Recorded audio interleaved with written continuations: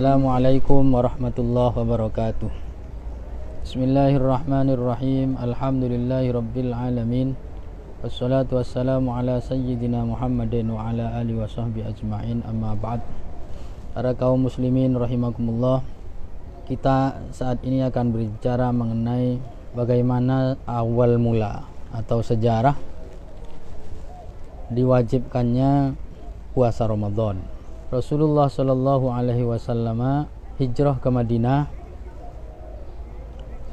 Pada waktu itu masih belum ada syariat puasa Ramadan, karena secara umum hukum syariat itu memang diturunkan oleh Allah ketika Rasulullah SAW sudah hijrah ke Madinah. Sementara ketika kaum muslimin, Rasulullah dan kaum muslimin masih berada di Mekah, pada waktu itu belum banyak ketetapan hukum syariat yang diturunkan oleh Allah Subhanahu wa taala. Rata-rata wahyu yang turun pada periode dakwah di Mekah itu terkait dengan urusan akidah, tauhid dan akhlak. Sementara untuk hal-hal yang terkait dengan masalah hukum syariat itu tidak banyak diturunkan ketika masih ada di Mekah. Karena apa? Karena kondisinya masih tidak memungkinkan. Hukum-hukum Islam, hukum-hukum syariat itu yang paling banyak ditetapkan dan diturunkan ketika Rasulullah SAW sudah hijrah ke Madinah, karena kondisinya sudah memungkinkan, karena umat Islam sudah berada dalam kondisi yang stabil. Sementara di Mekah mereka masih berada dalam tekanan dan penindasan orang-orang kafir Quraisy. Pada saat Rasulullah SAW itu sampai di Madinah, Rasulullah sampai di Madinah pada bulan Rabiul Awal. Rasulullah hijrahnya dari Mekah ya kira-kira pada bulan Safar. Beliau nyampe di Madinah pada bulan Rabiul Awal. Nah, kira-kira 10 bulan setelah Rasulullah itu berada di Madinah, ini kemudian orang-orang Yahudi di Madinah bersiap-siap untuk melakukan puasa pada saat Asyura, tanggal 10 Muharram. Nah, Rasulullah waktu itu bertanya kepada sahabat, mengapa mereka berpuasa pada tanggal 10 Muharram? Akhirnya dijawablah bahwa tanggal 10 Muharram merupakan kemenangan Nabi Musa alaihissalam terhadap Fir'aun. Sehingga orang-orang Yahudi memperingati kemenangan Nabi Musa atas Fir'aun itu dengan cara berpuasa. Maka Rasulullah SAW memerintahkan kepada umat Islam untuk juga berpuasa pada saat tanggal Asyura atau tanggal 10 Muharram. Karena apa? Rasulullah menyatakan nahnu aula bi Musa minhum. Kita lebih layak untuk menghormati atau mengingat, mensyukuri kemenangan Nabi Musa atas Fir'aun daripada orang-orang Yahudi. Karena apa? Karena orang Islam itu memiliki akidah, akhlak dan syariah yang jauh lebih sesuai dengan ajaran Nabi Musa daripada orang-orang Yahudi. Bahkan secara akidah dan akhlak, akidah Islam persis sama dengan akidah yang dibawa oleh Nabi Musa ketika diutus kepada kaum Bani Israel. Itu terjadi pada tahun kedua Hijriah. Nah, kira-kira 7 bulan ya, 7 bulan atau 6 bulan setelahnya, bulan Sya'ban setelah Asyura itu, maka turunlah perintah dari Allah Subhanahu wa taala kepada kaum muslimin untuk melaksanakan puasa Ramadan selama 1 bulan penuh. Ya ayyuhalladzina amanu kutiba alaikumussyam kama kutiba alal ladzina min qablikum. Itu pada bulan Sya'ban orang Islam diwajibkan untuk berpuasa Ramadan, dan itu sekaligus menasakh kewajiban puasa Asyura, sehingga puasa Asyura hukumnya menjadi tidak wajib namun menjadi sunnah. Kemudian puasa yang wajib berganti dengan puasa Ramadan selama 1 bulan penuh. Nah, pada tahun pertama kaum muslimin melaksanakan puasa Ramadan, atau tepatnya pada tahun kedua Hijriah.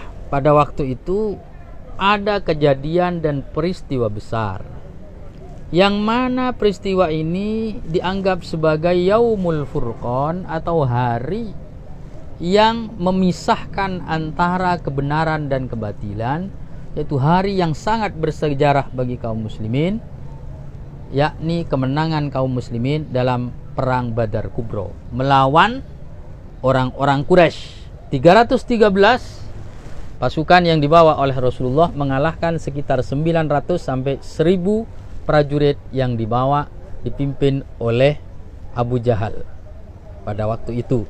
Nah, kejadian perang Badar itu terjadi pada tahun pertama umat Islam berpuasa. Ada yang menyatakan itu tanggal 17 Ramadan, ada yang menyatakan tanggal 19 Ramadan. Menurut beberapa riwayat, kaum muslimin yang ikut dalam perang Badar, 313 orang itu menurut beberapa versi riwayat, mereka pada waktu itu tidak berpuasa. Waktu itu membatalkan puasanya. Karena apa? Karena akan menghadapi sebuah peperangan yang sangat sengit, sehingga membutuhkan energi, membutuhkan tenaga. Sehingga kaum muslimin waktu itu memang pada hari perang itu mereka tidak berpuasa. Hal yang sama dilakukan pada saat kaum muslimin melakukan penaklukan Mekah. Itu juga terjadi pada bulan Ramadan, mungkin kira-kira tanggal 17 Ramadan juga. Pada waktu Fathu Mekah itu Rasulullah memerintahkan kaum muslimin untuk berpuasa, untuk membatalkan puasanya. Kenapa? Ya, selain karena mereka memang dalam perjalanan, yang kedua karena mereka akan menghadapi sebuah pertempuran yang sangat menentukan. Maka Rasulullah memerintahkan mereka untuk membatalkan puasanya. Itu 2 kali ada 2 kejadian besar yang menjadi tonggak sejarah bagi kejayaan umat Islam, yaitu perang Badar, dan yang kedua adalah perang Fathu Mekah atau penaklukan Mekah. Itu sama-sama terjadi pada bulan Ramadan, dan tanggalnya kira-kira mirip ya, antara 17 sampai 19 Ramadan itu. Karena itulah tanggal 17 Ramadan itu kalau dalam tradisi kita itu menjadi tanggal yang dimuliakan karena penuh dengan sejarah. Selain juga ada yang menyatakan itu adalah nuzulul Quran. Bahkan menurut sebagian pendapat juga tanggal 17 Ramadan itu ada kemungkinan di situ terjadi Lailatul Qadar. Itu tapi sebagian pendapat ya, pendapat kecil lah.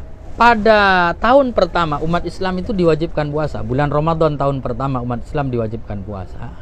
Menurut sebagian pendapat juga, pada waktu itu kewajiban puasa itu masih bisa diganti dengan membayar fidyah. Sebagian ulama berpendapat demikian itu berdasarkan ayat wa 'alal ladzina yutiqunahu fidyatun tu'amu miskin. Wa 'alal ladzina yutiqunahu, dan kepada orang-orang yang mampu berpuasa, jika mereka tidak berpuasa maka dia diwajibkan fidyah berupa tu'amu miskin. Fidyah, membayar denda, yaitu memberikan makanan sebesar 1 mud untuk fakir miskin setiap harinya. Menurut pendapat ini, berarti pada awal pensyariatan puasa orang masih boleh memilih antara berpuasa atau membayar fidyah. Tapi anjurannya adalah berpuasa, wa antasumu khairul lakum. Berpuasa lebih baik. Itu menurut salah satu pendapat. Menurut pendapat yang lain, ayat wa 'alal ladzina yutiqunahu itu adalah yang dibuang. Wa 'alal ladzina yutiqunahu itu artinya wa 'alal ladzina la yutiqunahu. Orang-orang yang tidak mampu berpuasa dia wajib bayar fidyah. Itu menurut pendapat lain ya. Tapi ada yang berpendapat wa 'alal ladzina yutiqunahu itu tidak usahlah. Tidak menyimpan la. Berarti orang yang itu berarti bagaimana? Itu adalah pada awal pensyariatan puasa.